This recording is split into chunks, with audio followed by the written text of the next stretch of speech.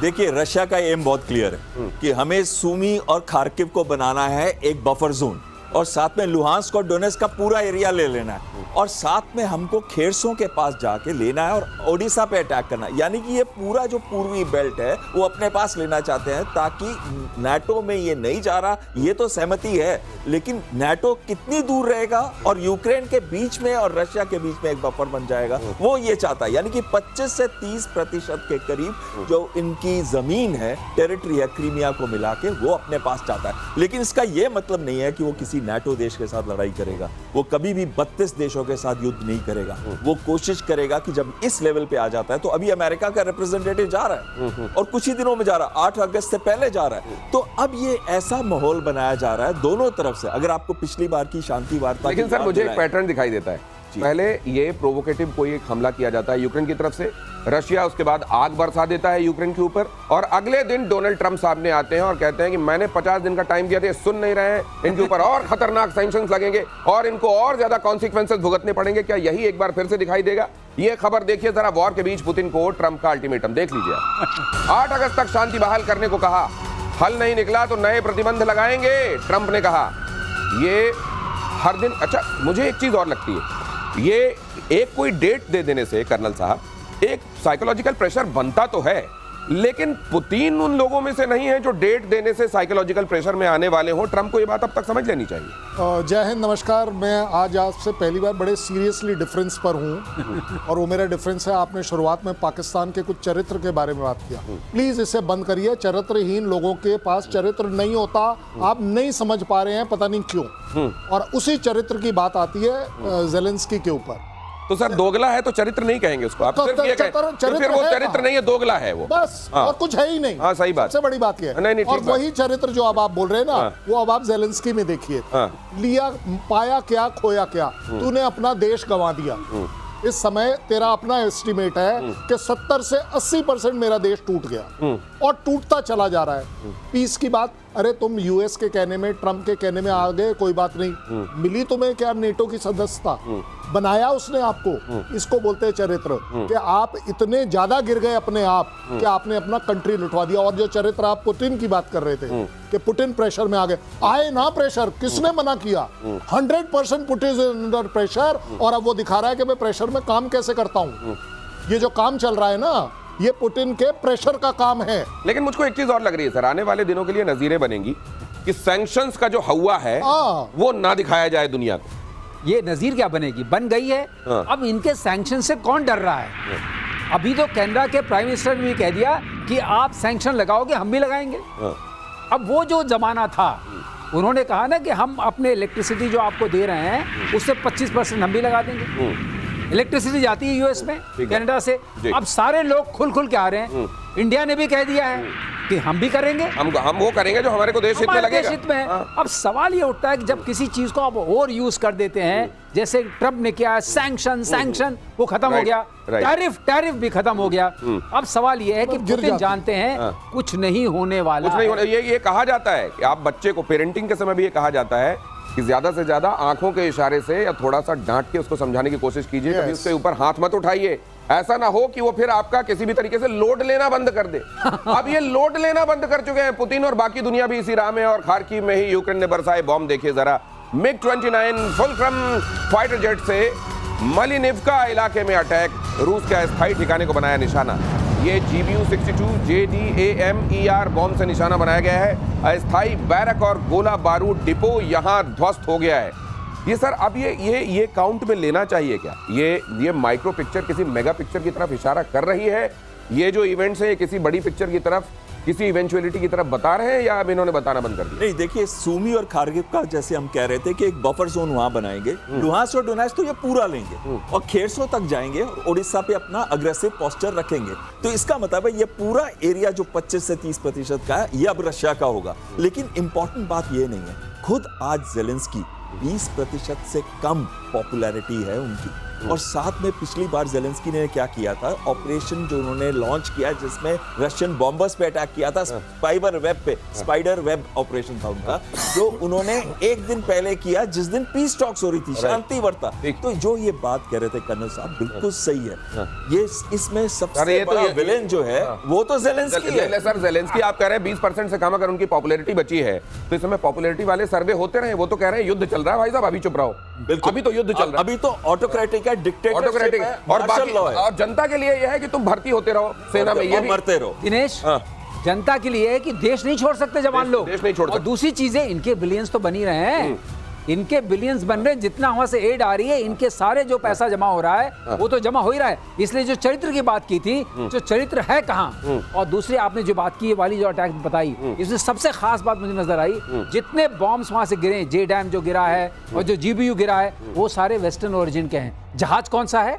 Russian जहाज है। ये जहाज मिग 29 रशियन ओरिजिन का है। इसका मतलब कि उसको उन्होंने मेट किया है। अगर दोनों मिल जाए तो मिग 29 जो पुराना प्लेटफॉर्म है, जिसको हम लोग इंडियन एयरफोर्स जो है अब विदा करने की तैयारी में है, वो प्लेटफॉर्म यूज करके किया गया है। अच्छा, तो अगर उस प्लेटफॉर्म पे कितनी ताकत है उस प्लेटफॉर्म की, इनको भी रशिया का इस्तेमाल करना पड़ा है प्लेटफॉर्म अपने बॉम्ब दागने के लिए। इसका मतलब इंटीग्रेट किया है। ये अपने आप में एक जानने और सोचने वाली खबर है। बड़ी बात है कि रशिया वाले जो ये फाइटर जेट्स हैं, उनमें ये पश्चिम के जो बॉम्ब्स हैं, इनको इंटीग्रेट करना, जिसको मेट करना कहते हैं, ये असल में एक टेक्निकल, एक तरीके से ये एक अगला कदम है, और ये अगला कदम उठा लिया गया है। रूस ने यूक्रेन पर फैब 3000 बॉम्ब से किया हमला। ये जे डैम आप सुन रहे हैं, जीबीयू आप सुन रहे हैं। अब ये फैब सुनकर आपको लगेगा कि फैबुलस टाइप की कोई चीज है क्या? कितना फैबुलस है, फादर ऑफ ऑल बॉम्ब है ये, इतना फैबुलस है। फैब 3000 बॉम्ब से किया गया हमला। डिम्प्रो पेट्रोवर्स्क में रूसी सेना के ठिकाने ध्वस्त। खैरसॉन में रसद मार्ग पर भीषण हमला। 3 टन से भारी बॉम्ब ने पुल को माफ कीजिए सटीक निशाना बनाकर तबाह किया। देखिए जरा कितना प्रिसीशन स्ट्राइक है ये, देखिए जरा ये तस्वीरें एक बार फिर से प्ले कीजिए, उसके बाद ये बॉम्ब बताएंगे किस तरीके का है। पूरा का पूरा पुल, इंफ्रास्ट्रक्चर किसी देश का तबाह कर दिया जाए, उसकी रीढ़ खत्म हो जाती है। और यहाँ पर अगर आप देखेंगे, ये देखिए जरा, मैं पीछे प्ले कर रहा हूँ, ये देखिए, ये इस तरीके से प्रिसीशन स्ट्राइक की गई है। सर इसको देखकर आपको क्या लगा? ये प्रिसीशन स्ट्राइक सबसे बड़ी बात है। बम तो इनके पास था, लेकिन इतनी प्रिसाइजली जाके उस पुल को बीचों बीच उड़ा दिया है, और वो बहुत कनेक्टिंग बड़ा इंपॉर्टेंट ब्रिज है। और इस तरीके से ये लग रहा है कि रशिया जो है आमादा है कि जो भी इनका इंफ्रास्ट्रक्चर है, चाहे वो ब्रिजेस के फॉर्म्स में हो, या फैक्ट्रीज के फॉर्म्स में हो, या पावर स्टेशंस के फॉर्म्स में हो, या कम्युनिकेशन सेंटर्स के फॉर्म में हो, या किसी और कमांड एंड कंट्रोल सेंटर का, उस सबको तबाह करने। क्या कर्नल साहब जेलेंस्की जो है वो स्मशान के राजा बनना चाहते हैं क्या? नहीं, इसमें मशान हो या ना हो, लेकिन ज़्यादा बड़ी बात जो आप समझा रहे थे, अगर मुझे आप 10 सेकंड दें। देखिए, ऐसा नहीं है कि जीबीयू ये जो फैब 3000 जो है वो कोई छोटा मोटा बॉम्ब है। 1400 केजी एक्सप्लोजिव है उसके अंदर। और जहाँ तक एक्यूरेसी की बात आ रही है, 10 मीटर की CEP है, सेंटर एरर ऑफ प्रोबेबिलिटी। तो जब स्ट्राइक की बात कर रहे हैं, तो मैं कहता हूं उन्होंने बड़ा चूज किया। अच्छा, वो चूज कर सकते थे, फैब 5000 भी कर सकते थे, फैब 500 भी कर सकते थे, लेकिन इस बॉम्ब का चूज करना ज्यादा बड़ी बात है कि इस ब्रिज को टोटल डैमेज पर लाना है। तो आप इतना किलो एक्सप्लोजिव इसके ऊपर डालिए, एक्यूरेटली डालिए और उसको अचीव कर लिए। मैं अगेन कहता हूं चरित्र की बात, ले भाई यूएस, तू तो लगा रहा था सैंक्शन, तू तो धमकी दे रहा था, तेरा वो जो क्या है जेलेंस्की, वो बोल रहा था कि मैं कुछ कर दूंगा, कुछ नहीं कर दूंगा, तूने अपना ब्रिज गंवा दिया। सबसे बड़ी बात ये है इसमें, ये जो जेडैम बॉम्ब आपने पहले बात करी थी, और ये जो फैब 3000 है, ये सेम है एक्चुअली। बॉम्ब सेम है, कैपेसिटी डिफरेंट है। 3000 केजी इसका वेट है, 1400 जैसे बता रहे थे साहब, इसका वॉरहेड है, हाई एक्सप्लोसिव वॉरहेड। लेकिन ये इतना स्टैटिक कैसे बनता है? नॉर्मल बॉम्ब जो होता है, जो कि डंप कहते हैं, जिसमें मतलब कि कोई भी प्रिसीजन नहीं होता, उसके ऊपर INGPS लगाया जाता है और विंग्स लगा दिए जाते हैं। ये ग्लाइड बॉम्ब की तरह होता है, 40 से 60 किलोमीटर दूरी से हम फेंकते हैं और ये जाके सीधा सटीक निशाना करता है ब्रिजेस। और क्योंकि इसमें इतना वेट होता है, ये पेनिट्रेट करके वहां पे एक्सप्लोड कर सकता है कि ब्रिज भी टूट जाएगा। ये इसी को बोलते हैं वो यूनिवर्सल मॉड्यूल ऑफ करेक्शन जो है, वो जो गाइड करता है उसका एज गाइड। ये बिना उसके भी हो सकता है। समझ लीजिए कि बारूद के एक बड़े से ढेर को आप आंख लगा दीजिए और पंख लगा दीजिए, ये समझ लीजिए। और उसमें क्योंकि इतना ज्यादा वजन होगा तो वो जो एक पेनिट्रेशन का काम होता है ना, वो अपने मोमेंटम और वेट की वजह से वो मास इनटू वेलोसिटी हो जाएगा और उसकी वजह से जाके वो पेनिट्रेट और करेगा। 1400 केजी फ्रेगमेंटेशन और 1400 केजी एक्सप्लोजिव आ गया। ओके, और ईरान के एटमी कार्यक्रम को पाकिस्तान का साथ मिल गया है। ये देखिए जरा, जिसकी चरित्र की बात कर रहे हैं, सुनिए आप देखिए, कर्नल साहब का ऐतराज यह है कि चरित्र का इस्तेमाल ही ना कीजिए, तो बैड कंडक्ट गुड कंडक्ट मत कीजिए, अब सिर्फ बैड और गुड कहिए आप। पाकिस्तान का साथ देखिए ईरान के परमाणु कार्यक्रम को। ईरान के राष्ट्रपति मसूद पेज़ेश्कियान के साथ मुलाकात के बाद शरीफ का दावा, ईरान के एटमी अधिकार को पूरा समर्थन शहबाज शरीफ ने कहा। शहबाज ने 13 जून को इजराइल के हमले की निंदा की थी और उसके बाद देखिए आज पेज़ेश्कियान से मुलाकात के बाद कहा है कि ईरान के एटमी अधिकार को, ये क्या करते हैं, ये नमक का हक जो है कम से कम 24 से 48 घंटे तक बहुत अच्छा अदा करते हैं। जुबान पर जब तक उसका टेस्ट रहता है वो आप देखिएगा उसी तरह के जुबान से लफ्ज निकलेंगे। आप ईरान का नमक खा के आए हैं, पेज़ेश्कियान से मिल के आए हैं, वहां चाय नाश्ता कुछ ना कुछ हुआ होगा, उसके बाद देखिए उसके बाद तुरंत कहने लगे हम समर्थन दे रहे हैं। उधर कुछ दिनों पहले जब ये बात वहीं से निकल कर आई थी कि वहां देखिए शायद ये ईरान को परमाणु हथियार तक दे सकते हैं इजराइल के खिलाफ लड़ाई में, तब इन्होंने उसके बाद 24 घंटे के अंदर अंदर यू टर्न लेकर कहा था ये कौन कह रहा है, कौन उड़ा रहा है ये सर, ये क्या है। एक बात नोटिस करिए, मुनीर किसका खा के आए थे? ट्रम्प का खा के खाए। हाँ। ये किसका खा के आए? पेज़ेश्कियान का। पेज़ेश्कियान का। जो जिसका खाएगा उसका बजाएगा, उसका बजाएगा। तुम लेकिन इनके हाथ में है क्या? हाँ ये बात तो कर रहे हैं, सारा मामला तो मुनीर के हाथ में है, हाँ। तो ये तो यूं ही गाल बजा रहे हैं। नहीं तो ये क्या मुनीर को बता के गए होंगे कॉन्फिडेंस में लेके, देखो मैं नमक कोई खाने जा रहा confidence हूँ, नहीं। मैं दे दूंगा बयान, हालांकि मेरे बयान का कोई मतलब नहीं है, उसके बाद तुम एक ओवर पावर करने वाला बयान देते हैं। जो मुनीर को आएगा वही करेगा। पाकिस्तान में mind my mark my words, Pakistan में सीधी सीधी बात है, बताकर नहीं जाया जाता है, परमिशन लेकर जाया जाता है। अगर किसी ने कहीं जाना है, किसी पॉलिटिशियन ने, वो मुनीर की परमिशन के बिना नहीं जा सकता। क्या परमिशन दे दी होगी कि अच्छा तू जाके बोल दे ये? ये नहीं, ये तो निकल गई मुझसे बात। भाई, ये सुन रालेश, ये मुंह से निकली हुई बात है, ये यूं ही निकल गई है कि आप बैठे हैं, खाना वाना खा लिया है, आप आराम से बैठे, आपने बोला देखिए वो आप पीसफुल है, हम आपको करेंगे, अच्छा। अब आगे पिटाई होगी। ओके, तो ट्रम्प निश्चिंत है कि मैंने मुनीर से बात की, इसमें सही आदमी बताया। अमेरिका अटैक करता है ईरान को, तो सबसे बड़ा पहले होगा। जो सपोर्ट देगा वो पाकिस्तान पाकिस्तान देगा देगा। अमेरिका को। अमेरिका। बात पक्की है, मुनीर है हाथ में। कि तुम बढ़े चलो, हम तुम्हारे साथ नहीं हैं। मतलब ये वाली बात ये है कि हम आपके परमाणु कार्यक्रम को समर्थन देते हैं, लेकिन अगर ट्रंप ने पिटाई शुरू की तो हम तो इजराइल को रिकॉग्नाइज करने की राह में आगे निकल चुके हैं, हम तो उसके साथ खड़े रहेंगे, आप हमारा वहीं तक मानिएगा, हम अपने एयर स्पेस का इस्तेमाल भी ईरान के ऊपर हमला होने के लिए दे देंगे। ग्राउंड भी देगा। सरलीकरण जो कहते हैं ना, सरलीकरण जो तुम कहते हो, सरलीकरण ये जब तुम ठोकोगे तो हम तुम्हें ठोकने में मदद करेंगे। हाँ, ये हमारे, लेकिन बयानों में कोई कमी नहीं छोड़ेंगे, नमक खाया है तुम्हारा। ह्यूमन शील्ड बनाकर हमास का इजराइल पर अटैक। अगली खबर देखिए, गाजा में शरणार्थी कैंप के अंदर से मोर्टार दागे गए। मानवीय सहायता वाले टेंट के अंदर से अटैक, इजराइल ने भी जवाबी कार्रवाई की और फिर उसके बाद इजराइल को ये विलेन बनाते हैं पूरी दुनिया में। आप देखिए, मानवीय सहायता वाला जो कैंप है उसके अंदर से ये मोर्टार दाग रहे हैं इजराइल के ऊपर। वो जगह जहां आदमियों के रहने के लिए जो शेल्टर हाउसेस और इस तरह के बनाए गए, वहां से आप चलाएंगे इजराइल के ऊपर आप गोलियां और गोले। उसके बाद जब इजराइल आपके ऊपर जवाबी कार्रवाई करेगा तो आप कहोगे देखो देखो देखो देखो सिविलियन को मार रहे हैं। ये अब टैक्टिक्स इनकी पूरी दुनिया जान चुकी है, या अब भी ये नैरेटिव समाज का एक तबका टो करेगा, देशों का एक तबका? नहीं, अब देखिए तो 1 लाख के करीब लोग इकट्ठे हुए हैं कहाँ पे, ऑस्ट्रेलिया के अंदर, और वो ये कह रहे हैं कि गाजा की लड़ाई को रोको और जो इनको मारा जा रहा है भूखमरी की कंडीशंस के अंदर उसको रोको। तो इसमें दोनों चीजें हैं। सबसे पहले चीज आती है कि हमस इसको छुप के जब करता है तो हमस के ऊपर अटैक होता है तो सिविलियंस भी मरते हैं, वो बात भी बिल्कुल सच्ची है। लेकिन इजराइल कभी भी प्रिंसिपल्स ऑफ प्रोपोर्शनैलिटी और प्रिंसिपल्स ऑफ डिस्क्रिमिनेशन का इस्तेमाल नहीं करता। इसीलिए इंटरनेशनल क्रिमिनल कोर्ट ने नेतन्याहू को एक जेनोसाइड मेकर के नाम से किया और अरेस्ट वारंट भी उसका इशू कर दिया था पिछले साल, अगर आपको याद होगा। तो लेकिन साथ में ये क्या बात आती है कि हम मानवता की अगर हम बात करें तो हमें हमस को तो डिस्ट्रॉय करना है, लेकिन हमें पूरी की पूरी पैलेस्टीनियंस को भूखा नहीं मारना है। तो कहीं ना कहीं उनके लिए भी कॉरिडोर्स होने चाहिए, ह्यूमैनिटेरियन कॉरिडोर्स, जहाँ पे फूड एड जा सके। लेकिन ये नहीं है कि तुम हमस को छोड़ दो, तो हमस पे अटैक करो, सब कुछ करो, लेकिन एक इंटरनेशनल फोर्स की आज जरूरत है जो वहां पे खड़े हो, जो ये इंश्योर इंश्योर कर सके कि जो एड है, जो 22 लाख लोग भूखे मर रहे हैं, सैकड़ों मर रहे हैं रोज भूखमरी से, छोटे छोटे बच्चे मर रहे हैं, अगर आप उनकी भी सर क्या क्या, लेकिन उन लोगों को किसकी ये वजह एहसास से होता मर होगा? रहे हैं सर? किसके वजह से मर रहे हैं? किसकी वजह से मर हमास रहे हैं? की एहसास वजह से होता मर होगा? रहे हैं। लेकिन अगर वो वो लीडर बना रहे हैं, ये एहसास होता होगा किसको वो सर, लीडर मान के चल रहे हैं? नहीं, नॉट ओनली दैट सर, वो टनल कैसे इसका बनी? झंडा उठा के चल रहे हैं, सर किसको वो मानते हैं टनल हमारे कैसे लोग? बनी? वो टनल कैसे बनी? और उस टनल में सिर्फ हमास क्यों रहेगा, पैलेस्टीनियन क्यों नहीं रहेगा? वो जो हॉस्पिटल है, कौन सा ऐसा हॉस्पिटल है जिसके नीचे हमास का हेडक्वार्टर नहीं था? आप मुझे बताइए। ये लोग देखिए, पैलेस्टीन अपने आप में, आप माने ना माने, पैलेस्टीन जो अथॉरिटी है वो किसके हाथ में है? हमास के हाथ में है।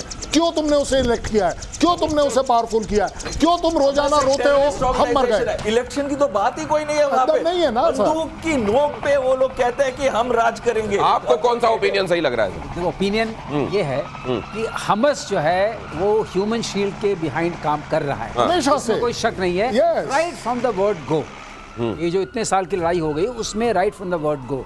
अब सवाल ये है कि उस पूरे उसमें आप सेग्रीगेट कैसे करेंगे? जो आर्टिलरी यूनिट होती है या कोई भी यूनिट होती है, जहां से फायर होता है उसको वापस। लोकेट करके वहां मारती है। बिल्कुल। तो ये चीज जो है ये भी लोगों के सामने आनी चाहिए, और इंटरनेशनल ओपिनियन से आई एग्री। जो लोग मर रहे इसका हैं, होना जरूरी है। लेकिन जो मर रहे हैं और इसको कंटेन कंट्रोल करने के लिए जो सुपर पावर्स हैं, जो पावर्स अपने आप को बहुत बड़ा मानती हैं, उनको आगे आना पड़ेगा। खास तौर से ट्रम्प के लिए ये दावत है, आइए उसको रुका के दिखाइए। आप पीस, नोबेल पीस प्राइज चाहते हैं, आप इंडिया और पाकिस्तान की लड़ाई लगाए, इसको रुकवा के दिखाइए, आपको वो पीस तो प्राइज रिजॉर्ट बनाना प्रमोट चाहते करेंगे। हैं, वो तो लड़ाई रुकवाना ही नहीं चाहते, वो तो चाहते हैं कि चैलेंज करते हैं हम इस चैनल से, इस चैनल से चैलेंज करते हैं। अगर आपके अंदर शक्ति है और आप अपने को शक्तिमान मानते हैं, तो प्रतिशोध चैलेंज करता है कि इस प्रतिशोध को रोकिए। आप जब ये कह रहे हैं ना सर, ये ह्यूमैनिटेरियन वाली बात और साथ में नोबेल पीस प्राइज वाली बात और शक्तिमान की बात कर रहे हैं, तो शक्तिमान ही गंगाधर है, ये याद रखिएगा सर। अगली खबर देखिए, गाजा में हमास के 130 ठिकानों पर अटैक, इजरायली हमले में हमास कमांडर मारा गया। उत्तर, मध्य और दक्षिण गाजा में एक साथ अटैक, आईडीएफ ने सुरंग और शाफ्ट को बनाया निशाना। जब लोग ये कहते हैं सर भुखमरी वाली बात, इन्होंने वहां पर जो इजराइल के लोग पकड़ के रखे हैं, उन्होंने किस तरीके से उनको भूखा मार रखा है, स्केलेटन बना दिया है उनको, ये भी दुनिया देख रही है। ये भी दुनिया देख रही है कि किस तरीके से इन्हीं के बीच के वो लोग जो इनकी हिमायत की बात करते हैं, कहते हैं हम इनके लीडर हैं, हम इनके लिए काम कर रहे हैं, वो कैसे इन्हीं के लिए मुसीबत बन गए, ये भी तो आइडेंटिफाई करना पड़ेगा ना। बिल्कुल सही। इसी वजह से सारी बात इस बात पे आ जाती है कि क्या मानवता जिंदा है आज? क्या मानवता के हिसाब से हमको इंटरनेशनल फोर्स वहां रखनी चाहिए कि नहीं रखनी चाहिए? अगर ये लोग उनको हंगरी रख रहे हैं, यानी कि भुखमरी की कंडीशन में रख रहे हैं, जो कि कैप्टिव्स हैं, जो कि बंधक है, तो साथ साथ में 22 लाख लोग भी तो बंधक बने हुए हैं इजराइल के, वो भी तो भुखमरी कंडीशन में, सैकड़ों छोटे छोटे बच्चों को अगर आप उनकी हालत देखें कैसे भुखमरी कंडीशन के अंदर मर रहे हैं, वो तो आतंकवादी नहीं है। हमारे को चाहिए कि आज पूरे विश्व में, अभी ऑस्ट्रेलिया खड़ा हो रहा है, बीच में यूरोप की 2 कंट्रीज आ गई थी जिन्होंने, यूके तक ने कहा है कि इनको, और भारत कह रहा है कि 2 स्टेट सॉल्यूशन होना चाहिए, भारत ये कह रहा है कि इस युद्ध को रुकना चाहिए। यूएस कह रहा है 2 स्टेट, यूएस तो सिर्फ रिजॉर्ट बना रहा है। नहीं, उसने एक बात लेकिन सर ये बताऊं, रिकॉग्नाइज नहीं कर रहा। मानवता और ये कहने वाली बातें, ये कितनी कहने वाली बातें और कितनी वाकई दुनिया अमल में लाना चाहती है, ये भी एक सवाल है। भारत और बहुत रूस बड़ा के बीच सवाल है, बहुत बड़ा ब्रह्मोस इंजन सवाल। पर बातचीत। अगली खबर देखिए, लखनऊ में ब्रह्मोस के लिए रेजिमेंट इंजन, रैमजेट इंजन बनाने पर बातचीत। ये रैमजेट, स्क्रैमजेट आपको मार्शल श्रीवास्तव हमेशा बताते रहते हैं, ये समझाएंगे आपको। ब्रह्मोस 2 के विकास को लेकर भी दोनों देशों में बातचीत। हाइपरसोनिक ब्रह्मोस 2 में स्क्रैमजेट तकनीक, 2027 तक मिसाइल परीक्षण और तैनाती की उम्मीद। सर इसकी ये लेयरिंग है कि अगर आपके पास रैमजेट है तो आप नेक्स्ट लेवल स्क्रैमजेट बना सकते हैं, वो उसका पार्ट होता है। और अगर आपको हाइपरसोनिक मिसाइल्स बनानी है तो आपको स्क्रैमजेट और रैमजेट इंजन की जरूरत पड़ेगी, क्रूज मिसाइल्स। तो उसके लिए हमें ये, अगर हमारे पास आती है टेक्नोलॉजी है, कोर टेक्नोलॉजी है हाइपरसोनिक के लिए, तो ये बहुत बड़ी बात होगी, क्योंकि तब आप मैक लेवल्स में नंबर आगे बढ़ाते रह सकते हैं। और जहां तक इसका सवाल है हाइपरसोनिक मिसाइल्स का, उसमें रशिया को कोई मात नहीं दे सकता। रॉकेटरी में रशिया इज रियल सुपर। अब आप ये समझ लीजिए, जहां एक चीज है इसमें, इन्होंने बहुत महत्वपूर्ण चीज बताई थी कि रैमजेट से स्क्रैमजेट जाने में, रैमजेट जो है और स्क्रैमजेट दोनों एयर ब्रीदिंग है, लेकिन रैमजेट के अंदर सबसोनिक होती है एयर फ्लो, जो कंबशन चेंबर में आती है, जहां फ्यूल को बर्न किया जाता है। स्क्रैम उसको हाइपरसोनिक करती है। स्क्रैम जो है वो कंटिन्यूअसली सुपरसोनिक लेता है। ओके। और वो क्या करता है, ये दोनों की स्पीड जो होती है, रैमजेट वाले इंजन की स्पीड होती है 2 मार्क से लेके 6 मार्क तक, जबकि जो बात बता रहे थे श्रीवास्तव जी, इस जो दूसरी स्पीड है वो 6 मार्क से तो शुरू होती है, 5 अच्छा, मार्क से, अच्छा। और वो चली जाती है 8 मार्क 10 मार्क। हमारी जो ब्रह्मस 2 है वो 8 मार्क की होगी, वो तो कोई पकड़ ही नहीं पाएगा उसको, कोई भी रेडार पकड़। तो ये समझ लीजिए कि रैम जेट कदरन स्लो इंजन होता है और स्क्रैम जेट बहुत फास्ट होता है। आवाज की गति से 8 गुना ज्यादा से तो वहां 6 गुना ज्यादा से तो बात शुरू ही होती है। और लखनऊ में ये सब बनाया जा रहा है। सुना है आजकल लखनऊ के नाम से पाकिस्तान में लोग बहुत कांप रहे हैं। ऑपरेशन सिंदूर के बाद सेना का बड़ा फैसला, अगली खबर दिखाइए। सेना के हर बटालियन में अब ड्रोन शामिल होंगे। बटालियन में कमांडर यूएवी की तैनाती होगी। जवानों के लिए खास ट्रेनिंग की तैयारी। अब ये बात समझी जा रही है और बहुत शिद्दत से और बहुत तेजी से समझी जा रही है कि ड्रोन्स कितने बड़े गेम चेंजर के तौर पर सामने आए हैं युद्ध के मामले में। और इसलिए हर एक बटालियन में अब इनकी तैयारी और तैनाती और उसके लिए उड़ाने वाले लोग तैयार किए जाएंगे और उनको अलग से रखा जाएगा। ऐसा नहीं, उसमें एक स्पेशलाइज्ड यूनिट उसके अंदर होगी जो इसको ऑपरेट करने का, ड्रोन और काउंटर ड्रोन में जिनकी ट्रेनिंग होगी। सर, इससे कितना फर्क पड़ेगा? ड्रोन का तो आना ही था। इट्स अ गिवन सिचुएशन कि ड्रोन सारी यूनिट्स में आएंगी, लेकिन जो रुद्रा फॉर्मेशन अब बन रही हैं, जो इस जहाँ के ड्रोन्स हर में ला रहे हैं, आर्टिलरी यूनिट्स में भी ला रहे हैं, इन्फेंट्री यूनिट्स में भी ला रहे हैं, वो आगे चल करके रियली आपकी आर्म फोर्सेस को सक्षम बनाएंगी।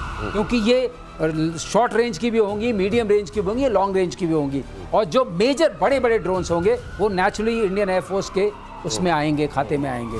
तो जहां तक ड्रोन्स का सवाल है, ड्रोन्स और ड्रोन्स की फैक्ट्रीज हमारे पास, हम कई बार इस चैनल पर कह चुके हैं, 800 से ज्यादा हैं। हम हजारों की संख्या में साल भर में बना सकते हैं। तो ये हमारी क्षमता है और इसका पूरा प्रयोग करना चाहिए, पूरी तरह से इंटीग्रेट होना चाहिए। जब ये इंटीग्रेट होगा तब जो प्रहार होगा दुश्मन के ऊपर, हिम्मत नहीं पड़ेगी आने की, क्योंकि एसिमेट्रिक वॉरफेयर को आपने देख लिया है रशिया यूक्रेन वॉर में कैसे होता है। ये बात आपने एज अ कंसेप्ट कर दी, मैं अब आपको ग्राउंड रियलिटी बताता हूँ। ग्राउंड रियलिटी में मेरी पलटन के पास ऑलरेडी 5 ड्रोन हैं।